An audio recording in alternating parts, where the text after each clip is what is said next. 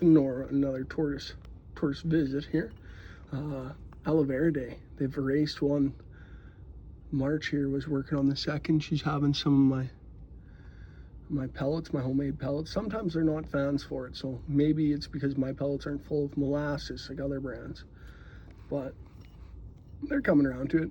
You know me, always with a little limestone, a little chalk, a little flour, usually a cuttlefish bone kicking around. And yeah, this is March. We love her. March is one of the sweetest of gems. She comes. And then there is Thre's Company. Thre's Company too. Bum, bum, bum, bum, bum. And like, because we've got, starting from the front, we've got fresh Phyllis. We've got Phyllis. She's the lightest horse we have. She's got the most interesting of shell patterns. She's got some MBD, but she just laid some eggs, so it'll be interesting to see what comes of them. They didn't look all that great, but it's still, it's exciting. It's fun. Followed by the beautiful Ethel. She has, I'd say, the most nicest shell in the group. Followed by March, who we were just showing there, chewing on the aloe. But yeah, Ethel is neat. She came to me from some friends, and I absolutely adore her.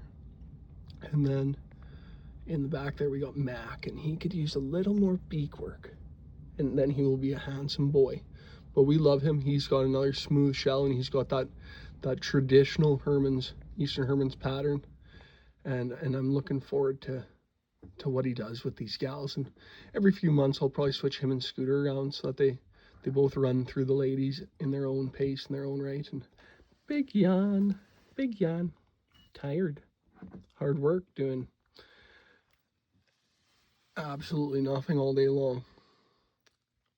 I shouldn't say what I was gonna say. But yeah, it's always nice to see them. Not very full of activity, but again, this is their slow season too, yet they're just firing up. It's springtime for them.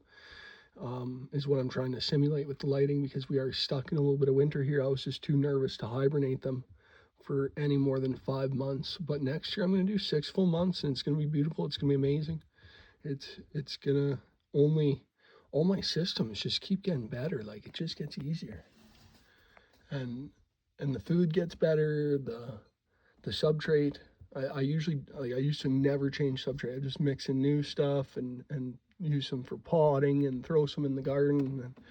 But I was getting dust because I was just using the soil from the area and from my friend Uncle Rick's yard. And so I ended up getting too dusty in here. And even like there's kind of an example of the dust that we had. This is post quick wipe down, but like, yeah, the dust was kind of just gathering, collecting. It's like, and then with having the new addition of my family, we just can't have that dust. So I visited my friend at Chaotic Exotics, where the original dash came from. And he got me going with some coir, and I kind of bought all his coir. So I ended up trying this block coir, because he said, well, there's really not a lot of dust in that. Because I'll see here. Let's see if we can do a quick. So that stuff there almost gets dusty, but not dusty, because you can water it, and it's really not bad, and you never see it when they walk.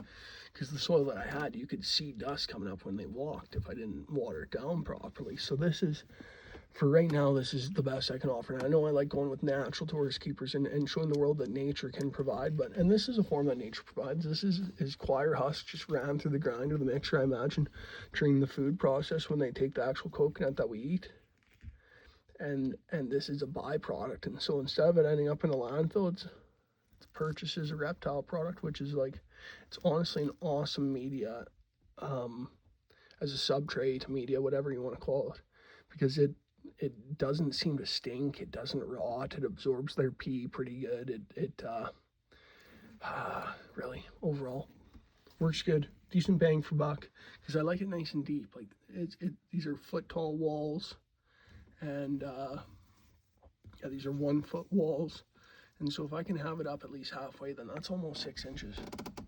And I like to have the length of their shell, because when they go to lay eggs, they bury themselves about that length and then lay the eggs. And so if they're hitting the bottom, they won't actually lay the eggs. They won't get comfortable enough. And if that's the case, then infertility issues seem to come awry. So for $30, you can have proper egg laying capabilities. And that goes even if you're not keeping the eggs. If you're not a breeder, don't breed. Don't just make eggs and try and find homes for them. Just don't do that. Just, if you don't have a breeder and a system in place, do not breed. Especially in the UK. Even in the US, it seems that they're oversaturated. Now you're limited to the state, so research the state that you're in and see what's shaking first. But in the UK, man, is there hundreds for rehome. The Tortoise Protection Group, the Tortoise Trust, all of them pages have so many rehome requests. It's just sad. So, like, if you're in the UK, get a Tortoise, put it in the yard, let it brumate in the shed if it doesn't freeze.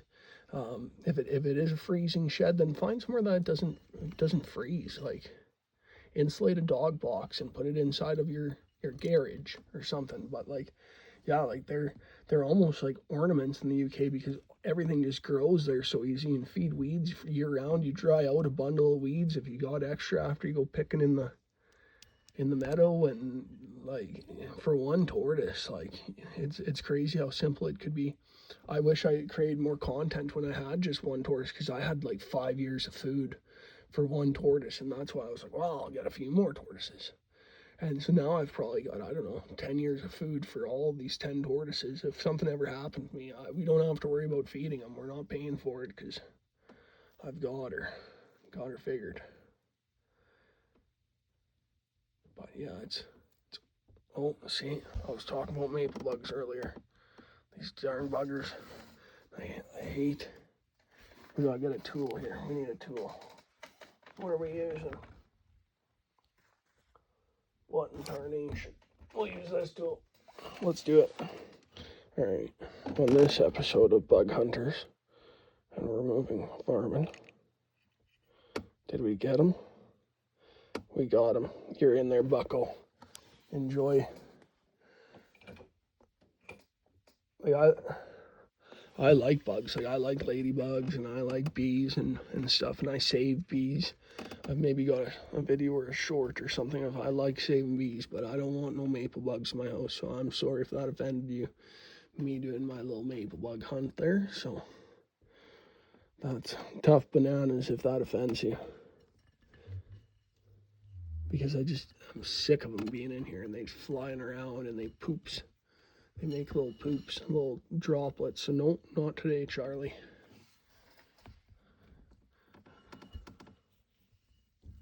Yeah, Phyllis is really coming over Shell now that she's not with two males. She was getting just abused by these two males. They just would not leave her alone. She just mostly hid. It was sad to see. And I've seen that time and time again when I rehome a female with two males. And I don't know how these people end up with that, but that's how I end up rehoming them.